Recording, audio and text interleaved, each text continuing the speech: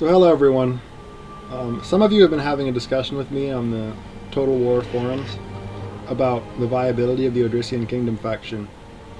A lot of people have been saying that they're underpowered, that they're weak, that they're incomplete, and they need like a redo.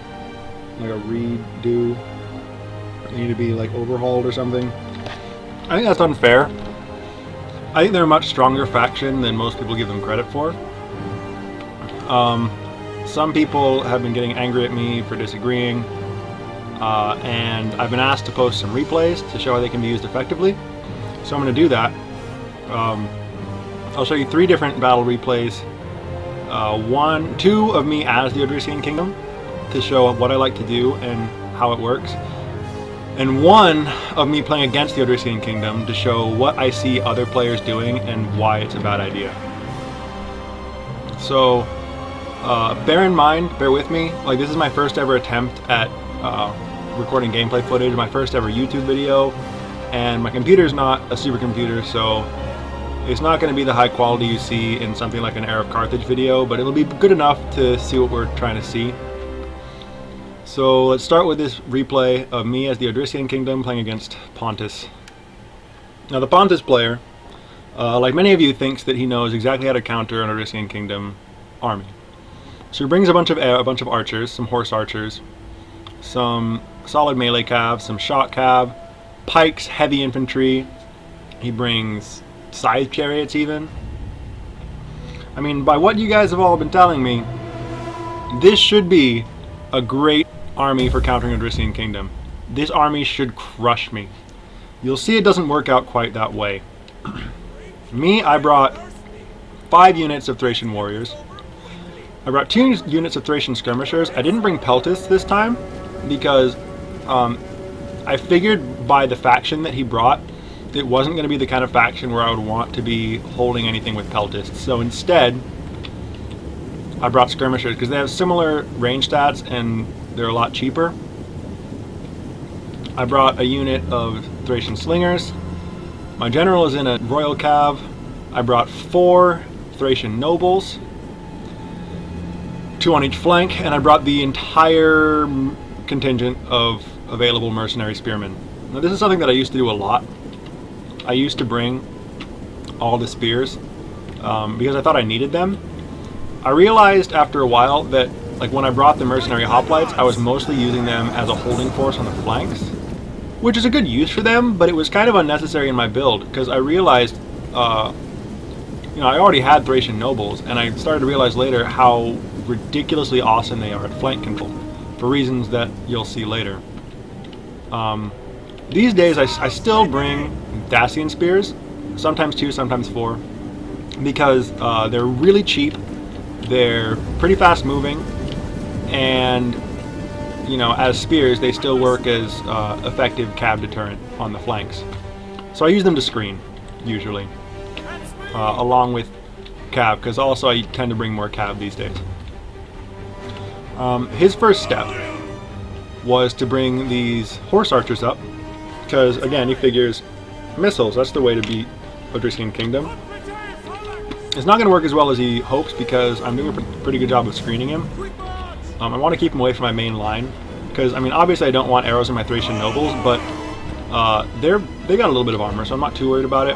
I'm really worried about getting arrow fire into my skirmishers and slingers because I'm afraid that I'll need the slingers to help deal with the archers, and then I'll need the skirmishers to help deal with the pikemen.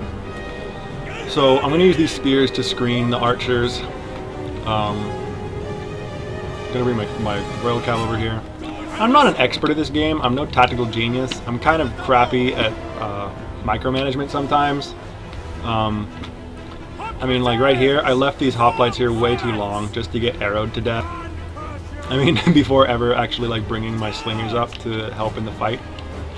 I mean, these guys are down to like 70 men, like already, and they haven't even fought anything. So like, really, I'm not the super Total War player or anything. Just want to say that. So now I'm going to be screening pretty effectively because I've got spears, I've got cav, I've got slingers, which are kind of the hard counter to horse archers. Now his setup, his lineup here, he's got these Eastern archers in front. He figures he's going to use them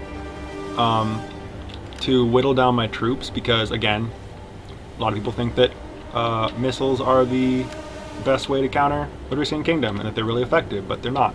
Because what people don't always realize is that the Thracian shields, they provide 0 armor or 0 melee defense, which, you know, makes a lot of their infantry pretty vulnerable to strong offensive melee infantry. But it does provide 20 armor, and shield armor is the stat that gives your unit a chance to block projectiles. And 20 is not a bad number. Most shields in the game give like between 25 and 30, sometimes 35 for certain shields armor. So 20 is not that low, especially since there are some factions that are even worse, like Lusitani, for instance. All of their melee infantry, with the exception of Scutari Spearmen, have a shield armor value of 5. So they're actually way more vulnerable to missiles than Thracians. So he brings his chariots out to try and scare my flank, maybe hit something if he gets an opportunity. I don't like that, so I'm going to rush my general in and scare him back. It works, because he doesn't want to get bogged down in a fight with a bunch of skirmishers and heavy cav on his heels. So he moves his archers forward, decides to start focus firing. Not quite yet, but he will. I start moving forward. It's also about this time that I notice all this cav back here.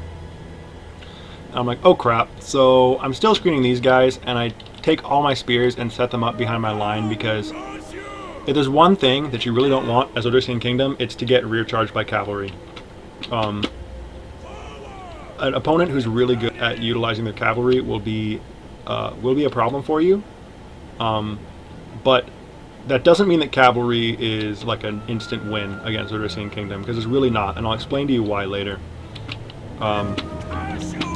So I start moving forward, and he immediately picks a unit of Thracian nobles to focus fire on.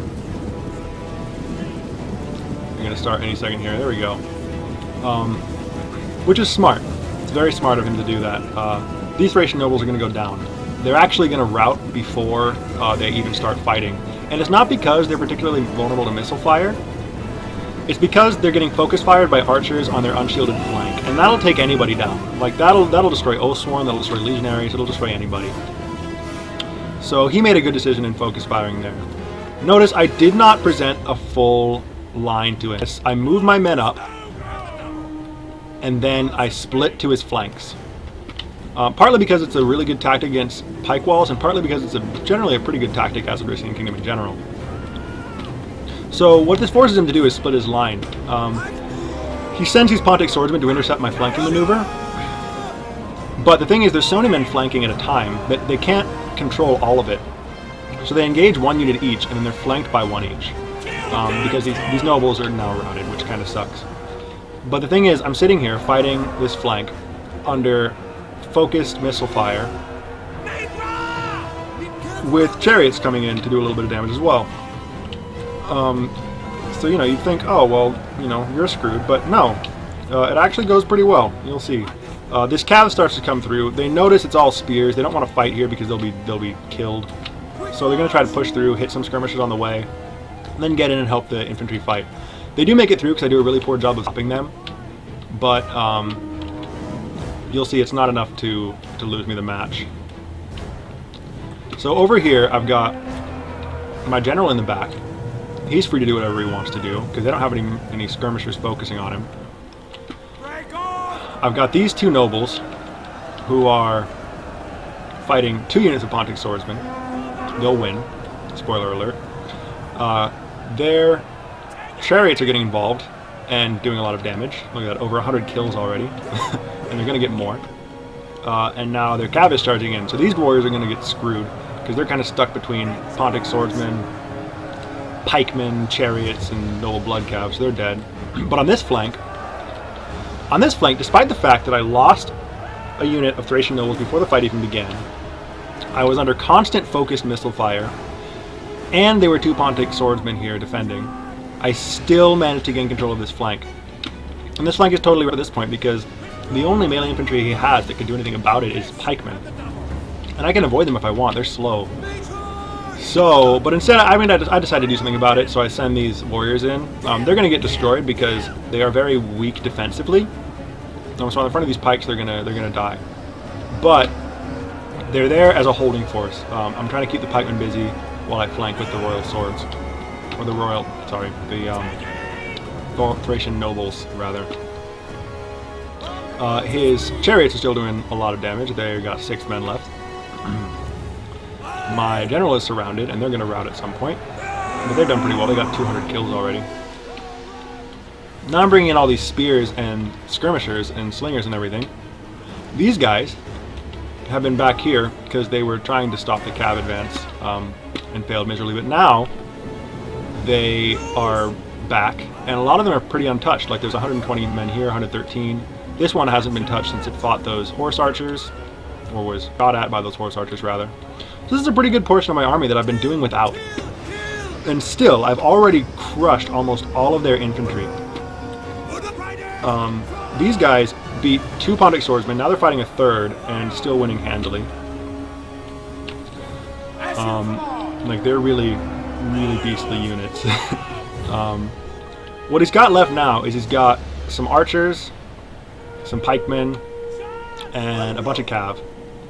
Would you think the cav would be kind of like, oh, he's got cav, he'll be able to win against Odrysian Kngdom? But no, it doesn't work that way. Because another thing that people don't often realize about the Odrysian Kngdom is that warriors and nobles, they use a rumfire. And this weapon in the game has a hidden bonus versus large. It's not in the unit stats in the game. It's not, or visible at least. It's not visible in the unit stats in the game. It's not in the encyclopedia, but it is in the game files, and you can find this information on the hanga.wiki site for Rome 2. Rumfire units, basically just the nobles and warriors, do have a hidden 20 bonus versus large. Even Falksmen, that crappy Dacian unit, have a bonus versus large. It's small, we're relatively, it's like 10 or 15, I forget. But they still have a bonus versus large. But I mean, think about that. You take these Thracian nobles, who already have insane offensive melee stats, give them a 20 bonus versus large, and holy crap, you get these guys into a unit of cav, and that cav is dead. And considering their huge armor pen, they just, I mean, cataphracts are breakfast for nobles. Like, it's crazy. So what he's trying to do now is use his cav to protect his archers, because they're like probably the most important unit of his to keep alive right now. So he stops these skirmishers and hits these nobles, but in doing so he bogs himself down long enough for me to get my spears around him and get him stuck in a fight that he has no hope of winning. So at this point I've still got slingers. They're still throwing rocks. They will be for a while yet. He's going to try and stop this, but it's not enough. I've got too many men, and remember, all of my melee infantry has a sizable bonus versus large. So at this point, the battle's well over. He starts routing. The last thing alive is his shot cav, and they're gone too. So what I did there is I refused to present a solid line to my enemy. If I had, I would have been playing into his hand. Instead, I split, and I forced him to split his line, which is a terrible thing to have to deal with as a faction that focuses on presenting a solid line. So I did that, and I was able to gain flank control very quickly by crushing units with my Thracian nobles. I mean, this one got no kills because that was the one that died before the fight even started. But the rest of these got, like, you know, average about 150 kills each. And that's pretty impressive. Yeah, so they did a lot of damage. I got 127 kills on these skirmishers. That's impressive for a missile unit. Over 200 on my Thracian, on my general. My spears didn't do too well, but they're crappy spears. What do you expect? My warriors didn't get a ton of kills, but they did their job. They held where they needed to hold. They killed where they needed to kill. And basically, they're support for your nobles. For them, their chariots did pretty well, 150 kills. Their cav did pretty well. You know, between 60 and 100. Their swords did not do what I think they were hoping. I mean, this one got 100 kills, this one got 75. That's pretty good, but it wasn't as much as I think they were hoping for. Their pikes I was able to circumvent for like, you know, the important part of the fight. Their archers, some like this one did pretty well, 115 kills, but they weren't the death blow that I think everybody assumes they will be against the Odrysian Kingdom. Because I was still able to gain flank control, I was able to drive the archers out of a comfortable position, and they weren't able to sustain fire as long as they needed to be a real threat. So the next battle I'm going to show you is me as the Odrysian Kingdom against Iceni. So this one's interesting as well. Here I brought a later version of my builds. Like I said, less spears, more cav. I brought a bunch of peltists. 3 nobles, 4 warriors, 2 Thracian cav, and 2 Thracian horsemen. My enemy brought a bunch of slingers, again, trying to use missiles because everybody thinks that's the counter. They brought some really solid cav units. They bought a whole bunch of heavy Briton infantry, war dogs, some heroic riders, and again they brought chariots. This is a different opponent, but they also brought chariots. Briton chariots though aren't as OP as scythe chariots, so it's a big deal. In this battle you'll get to see some use of the Thracian cav. What I like to do, you'll see a bit of what I like to do with the Thracian peltists. So I set up in these woods. He's got open ground. I'm not going to be here long because he's not stupid enough to charge into the woods. I set up these cav on this flank because I want to try and control this flank with skirmisher cav. I decided not to do it on this flank because of all this terrain, and there's some valleys and hills and things that are annoying. So that flank would be really annoying to control as with skirmisher cav. So instead I choose this flank that's a bit flatter and a bit cleaner. So most of my units are hidden. Actually all of my units are hidden, so that's pretty awesome. He knows they're there though, because where else are they going to be? He tries to move this cav up as well. This cav he tries to move up to gain an advantageous position hidden in these trees. But I don't want him to do that. I want to control this flank, so I'm going to actually use my Thracian cav. This is what they're really good at, by the way, is skirmisher cav in general anyway, is deterring cav flanking. So like, you know, if you got a cav unit or two that are trying to gain a flank position on the wide flanks around your army, skirmisher cav is really good at scaring them off. These guys also have a pretty impressive melee stats for a skirmisher cav unit. 75 health is like really good for a skirmisher cav. Look at that, 40 melee attack, 36 melee defense, 40 armor. It's not bad at all. That's one of the things I like a lot about them, is their solid melee stats for a skirmisher cav unit. And that's one of the strengths of the Odrysian Kingdom that people often overlook, is the strong melee stats on their high level missile units. So these guys have good melee stats. The Thracian peltists have really strong melee stats for missile units. 28 melee attack, 35 weapon damage, 40 melee defense. Only 15 armor, but 55 health. Now, the reason their armor is so low, so like, while, like I said before, Thracian nobles and warriors have a 20 armor value on their shields, and so they're not actually that vulnerable to missile fire, Thracian peltists are. Their shields only provide a 5 armor value. So you do not want to get your Thracian peltists locked into, like stuck in sustained missile fire. Now you don't have quite the same problem with like Greek peltists. Now, most other peltists in the game have better shields than this. The Thracian peltists just have crappy shields as far as armor is concerned. The melee defense is pretty good. I mean, you can see 40 melee defense is not bad. But the armor on their shield is kind of crappy. So you don't want them stuck getting tons of slinger or archer fire or something. So I managed to chase his cab back, got a bunch of kills on the way. 15, I think. Yep. So, you know, they used some armor or some ammo, whatever, and they got some kills. It wasn't a ton of kills, but against a solid cav unit, I'll take what I can get. The thing is, even though I have cav here, I am aware of the fact, and I was aware of the fact, that veteran riders, like, so my Thracian horsemen, they're a solid cav unit. They're, you know, fairly cost effective, and they're a decent quality middle of the road cav unit. But veteran riders, they cost a little bit more, and they do have a little bit higher stats. So I knew that if I got stuck in a cav fight, straight cav fight, I was going to lose it. So I wanted to avoid that, especially because he's also got heroic riders, which would just crush my Thracian horsemen. So I'm going to do what I can to avoid a straight cav fight. So I move my men forward. Again, I'm not going to give him the line engage that he's hoping for. What's going to happen is I'm going to move my skirmishers up here, my peltists up there, and I'm going to start hitting his sword bands. He gets a lot of slinger fire on these guys. This is something that I should have watched out for. I did a bad job of avoiding that slinger fire this game.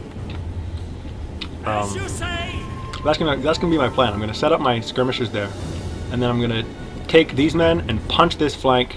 Take these men and punch this flank. Problem is, he gets the drop on me. So first he lets off these warhounds into my skirmishers. Then he's already got his missile, like his slingers, just going wild on me. And then he brings in his chariots. So his chariots are just gonna ram through my skirmishers and ram through my line. He avoids my nobles wisely, but he is gonna just stomp through these warriors. And his kills are just gonna skyrocket. Like, he's already at, what is that, 65, 70 kills. And he's going to get a lot more before this match is over. And in doing so, he kind of just screwed up this flank. Because I had to refocus all of my peltists, all of my melee infantry, all of my cav on containing this chariot. But what I've done over here is I have managed to get my my punch done. So I punched through this flank. I hit this chosen sword band. They hit shield wall, but it's not enough. They're going to go down. Look at that. They're already at 70 men. My Thracian warriors have not been touched all that much. I'm going to get my nobles in the side.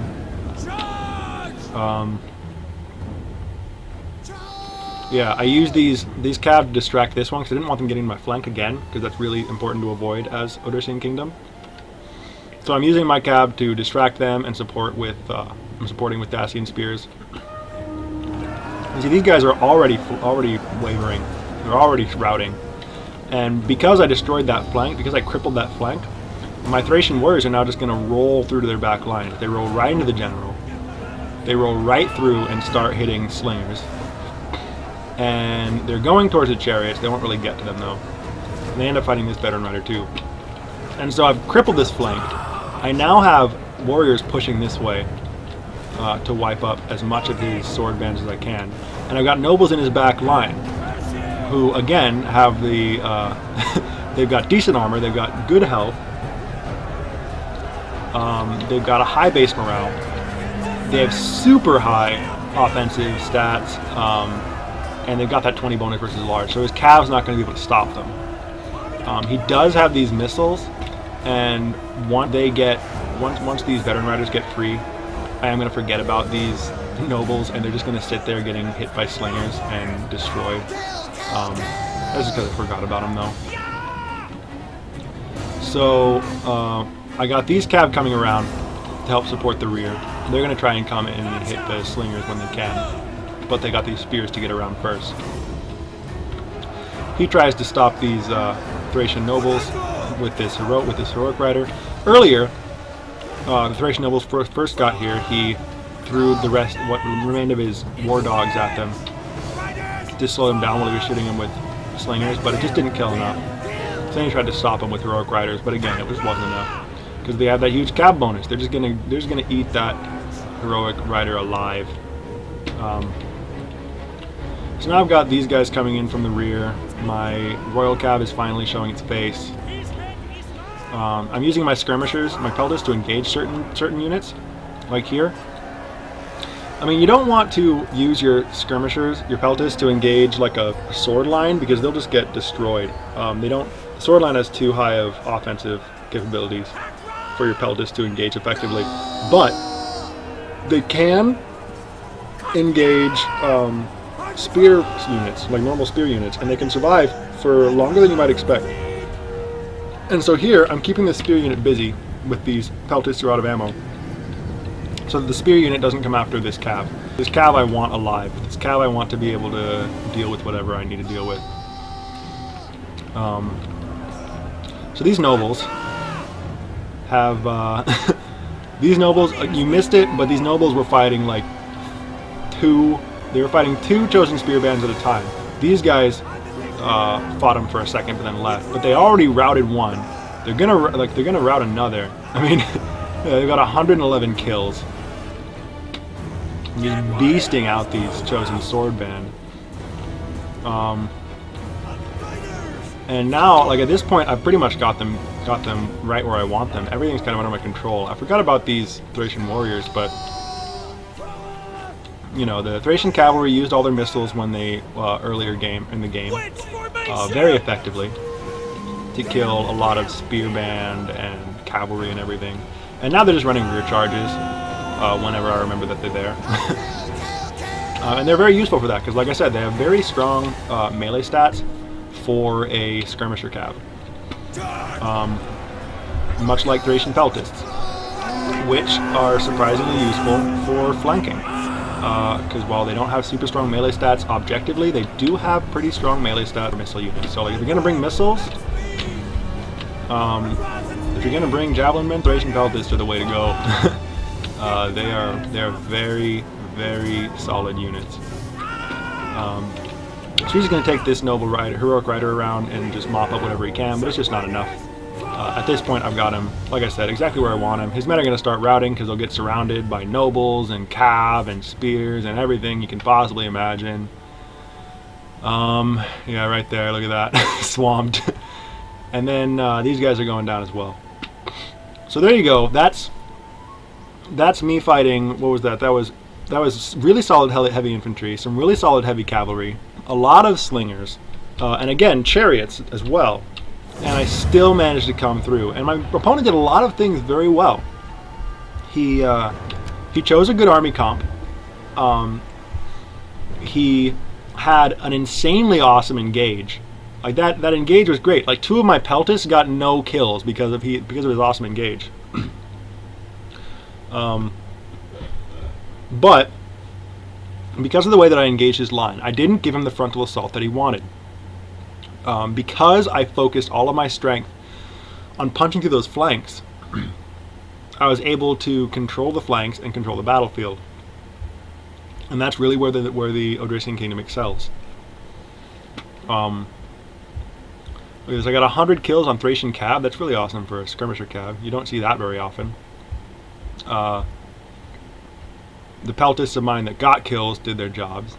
My warriors did their jobs. And look at this, 105 kills, 173 kills, 226 kills on a Thracian noble. These guys are such a beastly melee unit. You get a charge, and as long as you're not flanked by a ton of cav, they will push any flank you want. They will just push the crap out of it, and they will just destroy everything in their path as long as they don't get surrounded.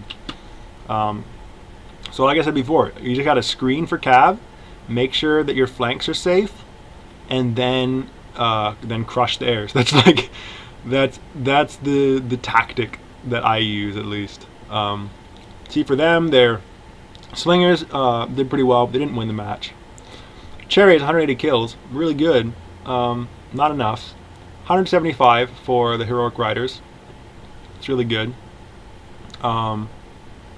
There's 166 kills on a chosen spear band. That's really good for a spear unit. And their chosen swords did pretty well, but it wasn't the killing blow, it wasn't the knockout punch that he thought they would be. The last replay I'm going to show you is of me as the Where is it? Me as Galatia fighting a player who's playing the Odrysian Kingdom. Now this player, he had a good army comp. I like it. He got 2 peltists, ton of warriors, 4 dashing spears, 3 nobles, 3 horsemen, and then his generals in a royal cav. It's a solid army comp. And I brought what I think is a pretty standard looking Asian army. Now he uses the terrain really well here. He hides behind these hills, but right off the bat I see all these cav over here, and I think, oh well, that's 4 cav. He probably doesn't have much more than that. So I decide to focus all my efforts on all my screening efforts on this flank. I bring all my cav and all my spears over here to make sure that these guys don't gain control. What I'm going to do is, I don't want to march over this hill because I know that's where all of his men are. So what I'm going to do instead is I'm going to take all my infantry, I'm going to bring them this way, and I'm going to set up a line in this valley.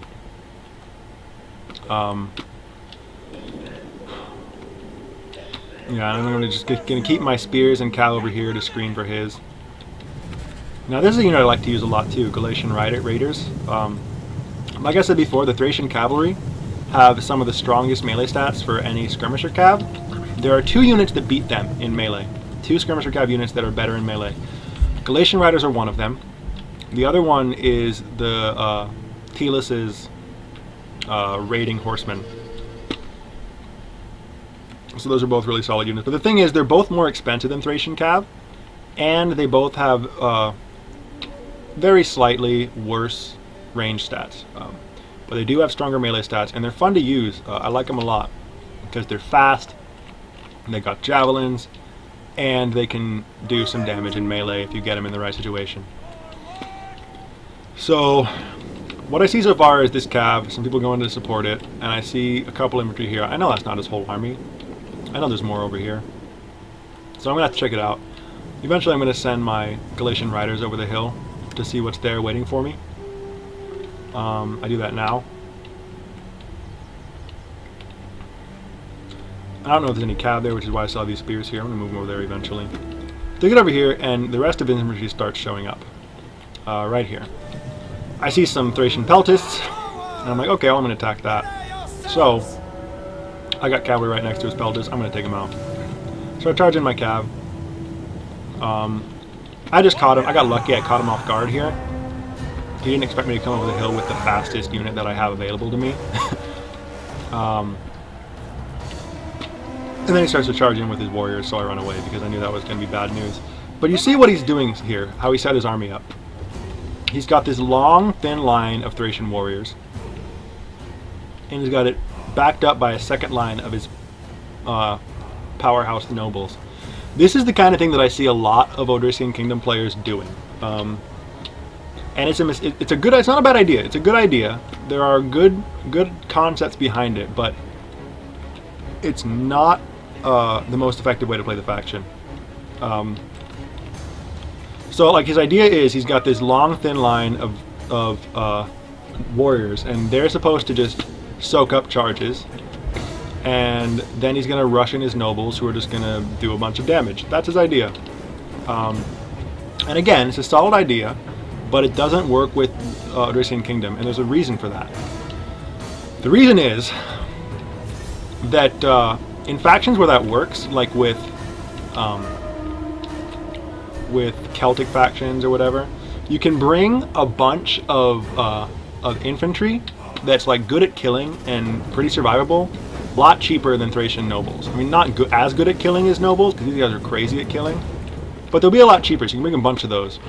The trouble with trying to do this with Odrysian Kingdom is that if you're using these guys for your charge soakers, as your charge sponge, basically, they're going to break really fast in a head-on-head fight with a lot of things. And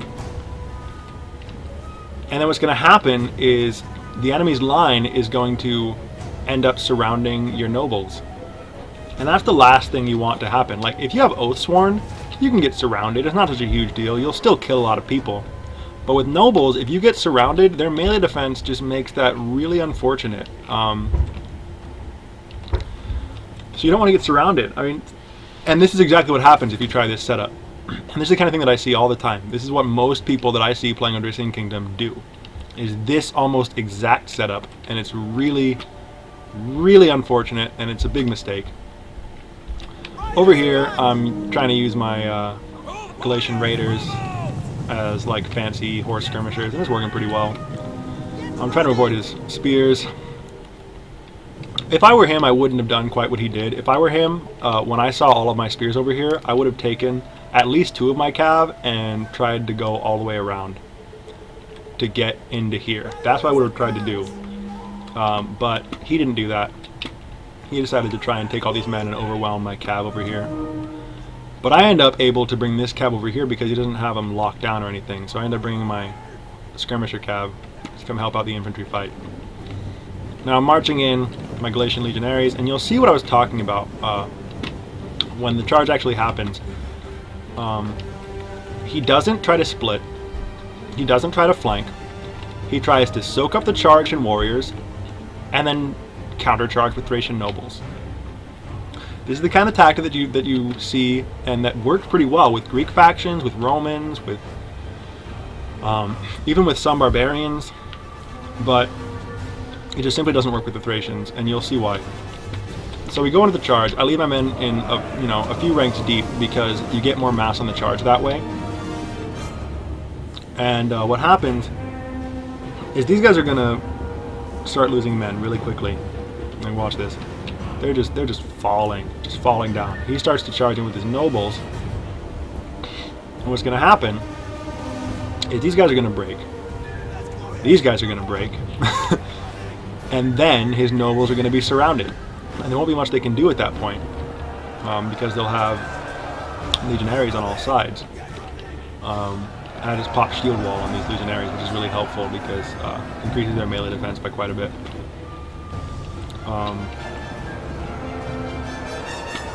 Yeah, so he's just going to do the best he can. He's going to throw in his nobles. He did what he could to stoke up the charge. He's just punching as hard as he can with the nobles, but it's not the same thing.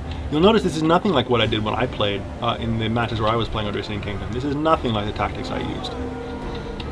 The way that I did it was not to present a solid line, but to focus my strength on the weak points in the enemy's line. And usually that means a flank, but sometimes depending on how the enemy sets their lineup, there might be a different weak point. But most of the time it means the flanks. So I focus my power on the flanks, I bust through, pull in nobles, and then I have a super killing force in the back line.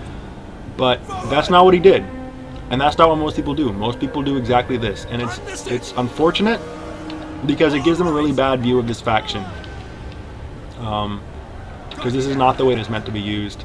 It's not the most effective way to use the faction by any means. It simply doesn't work.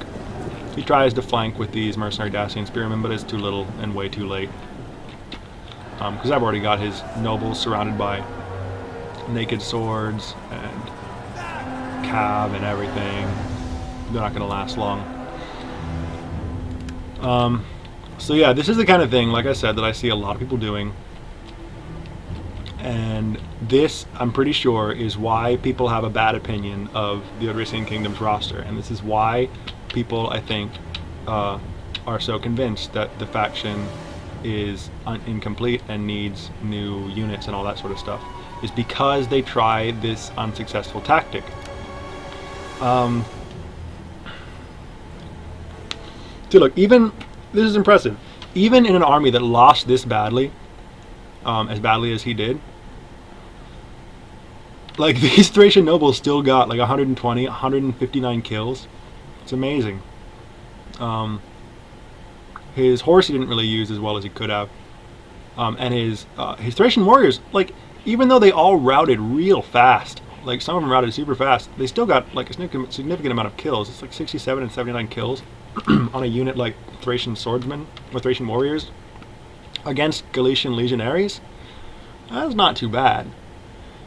It's just that because, like I said, because of the tactics that he used, he just didn't stand a chance. And if he had used different tactics, he might have. And that's what I wanted to try, guys, is that I'm not trying to say anybody's bad, because I don't know that. I don't know these people. I don't know how they normally, I don't know, like, you know, how they play when they play other factions. But what I'm saying is that the Odrysian Kingdom has a lot of unique tools and a lot of unique strengths, and it takes a lot of getting used to if you're used to playing other factions already. You know, so basically I'm just hoping that some people will you know, stop criticizing the faction and Creative Assembly so much, because I really think that they did a much better job than you're giving them credit for. And yeah, so thanks for watching, thanks for listening, and maybe I'll make more videos in the future. See ya.